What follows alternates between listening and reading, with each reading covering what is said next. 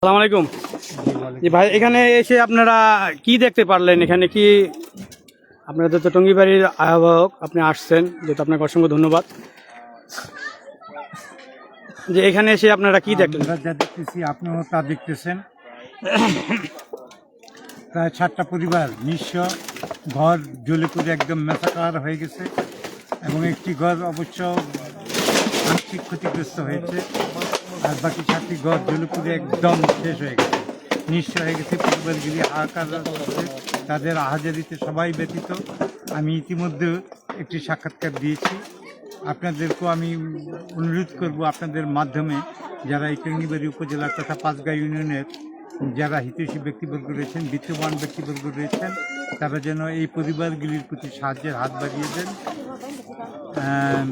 প্রশাসনিকভাবেও আমি তাদেরকে অবহিত করেছি, টঙ্গিবাড়ি উপজেলার প্রশাসন তারাও এনে আর্থিক সহায়তা বা কী ধরনের সহায়তা দেবেন। যেহেতু উপজেলা নির্বাহী কর্মকর্তা নেই, তিনি মুন্সিগঞ্জ জেলা প্রশাসক কার্যালয়ে একটা মিটিংয়ে রয়েছেন। তিনি মিটিং থেকে আসলে আমিও তার সাথে কথা বলে আলাপ আলোচনা করে তাদের জন্য কি করা যায় দেখব। প্রাথমিক পর্যায়ে তাদের আসলে খাওয়া দাওয়ার জন্য বা চলাফেরার জন্য ন্যূনতমভাবে আমি তাদের জন্য কিছু করে যাব। যে আজ যে আপনার 6টি ঘর পুড়ে গিয়েছে, আনুমানিক কত কোটি টাকা আপনার এমনি ক্ষয়ক্ষতি হতে পারে? এটা এখন পর্যন্ত আমি সঠিক একটা 10 লাখ টাকা করে বিক্রি মনে করেন,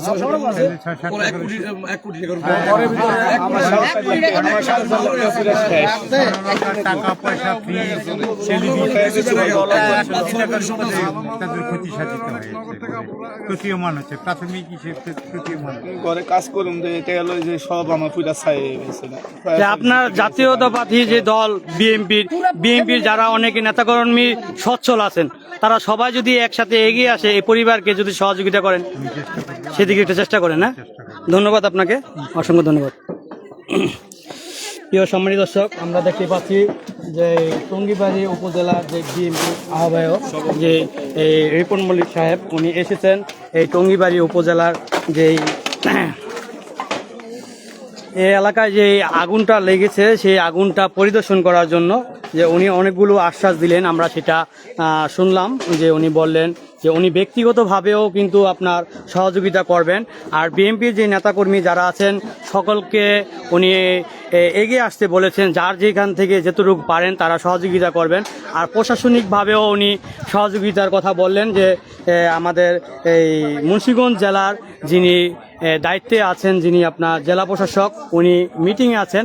উনি মিটিং শেষে এখানে ওনারা আসবেন, এসে এখানে দেখে যাবেন, পরিদর্শন করে যাবেন, সেই কথাগুলো বললেন। আর এখানে দেখতে পাচ্ছেন কি পরিমাণ যে ক্ষয়ক্ষতি হয়েছে। এর আগে যে আমরা কি লাইভ করেছি, সেই লাইভটি কিন্তু আপনারা দেখেছেন।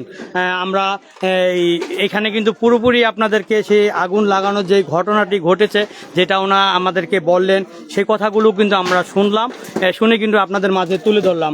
আমরা একের পর এক আমরা এখানে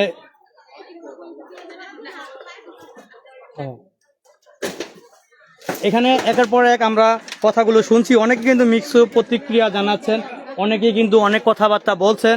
আসলে কি রাত্রের বেলা ঘটনা ঘটেছে, তারপর ওনাদের যেই ক্ষতি হয়েছে। যে আমরা এক ভাইয়ের সাথে কথা বলবো। ভাই, যে আপনার পরিচয়টা দিয়ে একটু কথা বলেন। বিসমিল্লাহির রহমানির রহিম। আমার নাম নুরুল হক মিন্টু। আমি টঙ্গিবাড়ি ছেড়ে দেন থানা যুব দলের আহ্বায়ক কমিটির সদস্য। আমি অত্যন্ত মর্মাহত। আমি কি বলবো, ভাষায় খুঁজে পাচ্ছি না।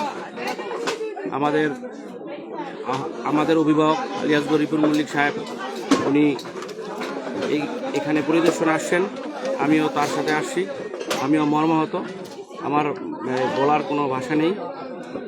আপনারা এই লাইভটি যেখান থেকে দেখছেন, এই অসহায় 7টি পরিবারের মাঝে আপনারা এই অর্থের হাত বাড়িয়ে দিবেন, যেখান থেকে পারেন দিবেন। কারণ এই অসহায় পরিবার দিয়ে তাকালে বলার কোনো ভাষা খুঁজে পাই না। আমি সকলের প্রতি দৃষ্টি আকর্ষণ করছি, সকলকে উদাত্ত আহ্বান জানাচ্ছি, সকলে যেন এই পরিবারের পাশে দাঁড়িয়ে আর্থিক সহযোগিতা প্রদান করে। আর পাশাপাশি আমাদের অভিভাবক লিয়াজগর রিপন মল্লিক সাহেব, উনিও আসছেন, উনিও প্রশাসনিকভাবে এবং নিজের অর্থায়নে কিছু সহযোগিতা করবেন। আমরাও তার সাথে একত্রতা পোষণ করব। এই বলে আমার এই সংক্ষিপ্ত বক্তব্য এখানে শেষ করছি। আপনাদের কাছে সর্বশেষ উদাত্ত আহ্বান, এই এই 7টি পরিবারের পাশে আপনারা এগিয়ে আসুন, কিছুটা হলেও এই পরিবারের পাশে দাঁড়ান। অসংখ্য ধন্যবাদ আপনাকে। প্রিয় সম্মানিত দর্শক, আমরা যে কথাটি আপনাদেরকে বলছি যে ওনারা যে কথাটি বলেন, এই পরিবারগুলো কিন্তু একসময় কিন্তু সচ্ছল ছিলেন, এই পরিবারগুলো খুবই ভালোই ছিলেন। তারা কিন্তু এই যে ঘরগুলো করেছেন খুবই কষ্ট করে, পরিশ্রমের টাকা দিয়ে কিন্তু ঘরগুলো করেছেন। আজকে কিন্তু তাদের কিছুই নেই। এখন আমরা সবাই এগিয়ে আসব, এগিয়ে সেই পরিবার দিকে আমরা একটু তাকাবো, সাহায্যের হাত বাড়িয়ে দিব, আমরা যেন এই পরিবারটি যেন ঘুরে দাঁড়াতে পারে সেই প্রত্যাশা রেখে আজকের মতো বিদায় নিচ্ছি। সকলের সুস্বাস্থ্য কামনা করে বিদায় নিচ্ছি। আমি বিভু মাতবর, সবাই ভালো থাকুন।